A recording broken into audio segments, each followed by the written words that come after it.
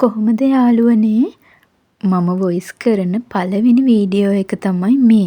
ඉතින් මේ වීඩියෝ එක බලන යාළුවෝ දැනටමත් දන්නවා අපි මේ කොහෙද යන්නේ කියලා. පොඩි නිවාඩුවකට හස්බන්ඩ්ුයි මම්මයි අපේ චුටි දුවයි ලංකාවට තමයි මේ යන්නේ. මේ පහලින් පේන්නේ එංගලන්තේ හීත්‍රෝ එයාපෝට් එක. මට මතකයි මම එංගලන්තයට ආපු මුල්ම දවසෙත් ආවේ මෙන්න මේ එයාපෝට් එකට.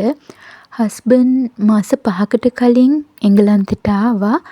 ඊට පස්සේ තමයි චූටි දුවයි මමයි මෙහෙට ආවේ. ඉතින් එදා නම් පොඩි අභියෝගයක් තිබුණා. ඇත්තටම පුංචි බබෙක් එක්ක ට්‍රැවල් කරන එක ටිකක් අමාරුයි. ටිකක් නෙමෙයි ඒක ගොඩක් අමාරුයි. මොකද මගේ දුවට එතකොට අවුරුදු 1 මාස 4යි. එයාගේ වයසත් එක්ක එක දිගට පැය 12ක් එන එක ටිකක් අමාරු වැඩක් වුණා.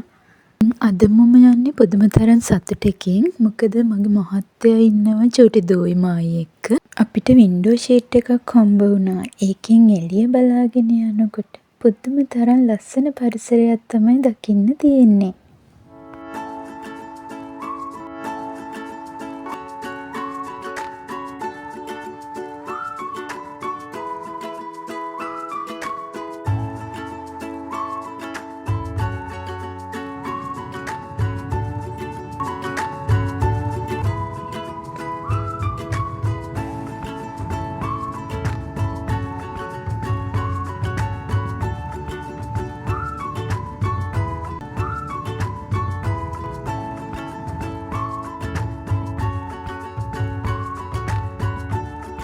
ෆ්ලයිට් එකෙන් අපිට කෑම හම්බ වෙනකොට අපි හොඳටම බඩගිනි වෙලා හිටියේ.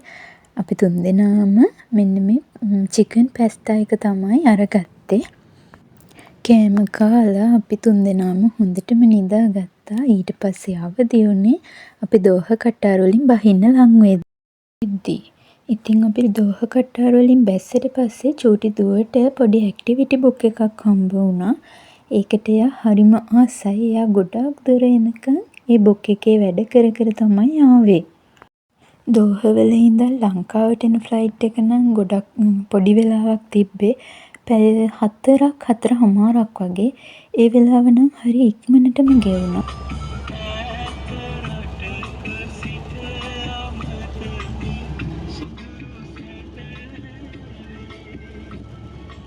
ඔන්න ඉතින් අපි ලංකාවට ආවා. දැන් මේ හයිවේ එකේ ගෙදර යන ගමන්. ගෙදර ආපු ගමන් අපි කරන්න සූදානම් වුණේ ගෙදර කිරි දානයක් දෙන එක.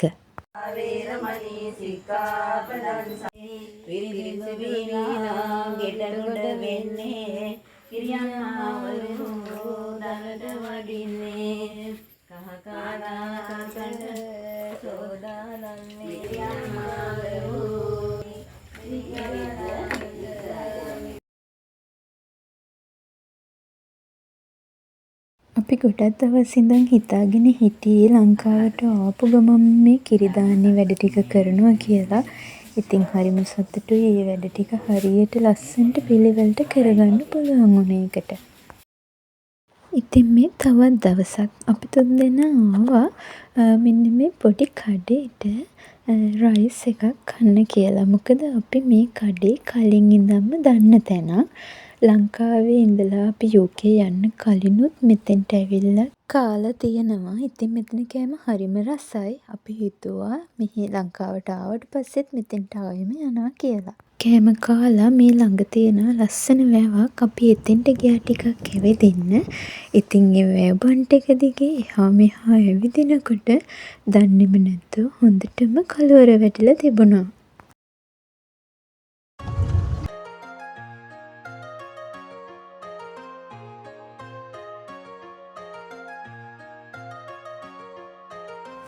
මේ අපි යන්නේ අනුරාධපුරයේ ජයශ්‍රී මහා බෝධියටයි රුවන්වැලි මහා සෑයටයි. ඉතින් අපි හරි ආසාවෙන් හිටියේ ලංකාවට ගියපු ගමන් අනුරාධපුරේ යන්න. එදා සෙනසුරාදා දවසක් වුණ නිසා අනුරාධපුරේ හරියට සෙනඟ හිටියා.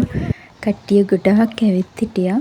ඒ වගේම තමයි එක එක විදිහේ පූජාවල් ගොඩාක් තිබුණා.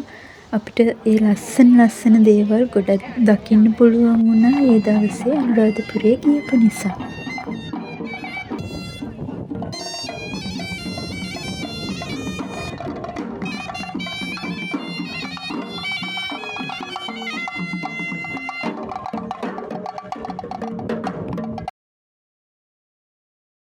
ඔයාලා දන්නවද මේ කට්ටිය කවුද කියලා? මම නම් පළවෙනි වතාවට තමයි මෙයාලව දැක්කේ. එතන හිටපු නැන්ද කෙනෙක් අපිට කිව්වේ මේ ඉන්නේ දෙබරු කියලා.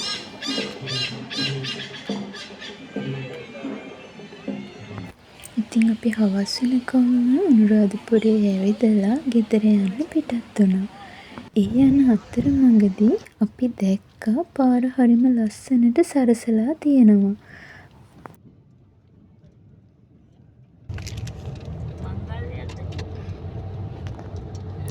අනුරාධපුර ගමනින් පස්සේ අපිට සිද්ධ වුණා ආයෙම UK වලට එන්න ලේස්ති වෙන්න.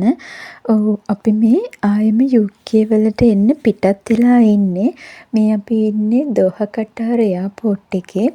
ඉතින් අපිට පැයක් වගේ කාලයක් ඇවිදගෙන යන්න වුණා ඊළඟ ෆ්ලයිට් එකට. ඒ වගේම චුටි කෝච් එකකින් ගියා. ඊට පස්සේ ලිෆ්ට් එකකින් ගියා. ගොඩාක් ලොකුයි මේ එයාපෝට් එක. ඒ වගේම හරිම ලස්සනයි.